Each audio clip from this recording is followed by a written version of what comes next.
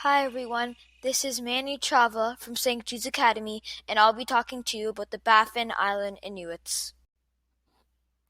Baffin Island Inuits are also known as Natsosurumi. They are part of the Inuits. They are descendants of Thule, which are people from Alaska who moved east about 1,000 years ago. They also speak Inuktitut. The Baffin Island Inuits live on the largest island in Canada. It is located in Nunavut. It is part of the Arctic and it has extremely cold climate. It is a largely mountainous terrain and there is ice. The Baffin Island Inuits were nomadic. They moved around a lot to find food.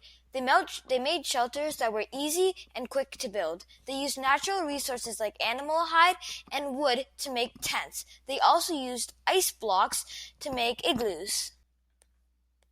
The Inuits had access to very limited resources. There was very little vegetation because of the cold climate. They had to mostly rely on animals for food and supplies. Some of the animals include caribou, polar bear, fox, wolf, hare, and lemming. Since the Baffin Island is surrounded by water, the Inuits had access to different sea animals like seal, fish, walrus, whale, and narwhal. They used them both for food and supplies. The Inuits believed in animism. They believed everything had a spirit. They also believed when a spirit died, it moved on to the spirit world. They had rituals for hunting and eating. Because the Inuits got all their food and supplies from the land around them, they respected the environment and the animals. The Inuits used animal hide and fur to make clothing. In winter, they made boots, trousers, parkas, and mittens to keep warm. Baffin Island is mostly cold and covered in ice. The Inuits mostly walked or used dog sleds. In the summer, when the ice melted, they used wooden canoes in the water because it was faster.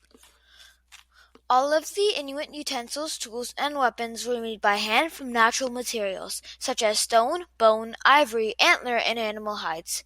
They kept very little else because they were nomadic. They made art mostly from stone carving. They also used bow and arrows and spears for hunting. The Inuit community consisted of 6 to 10 families living together. The men built shelters, hunted, and fished, while the women cooked, made clothing, and took care of the young.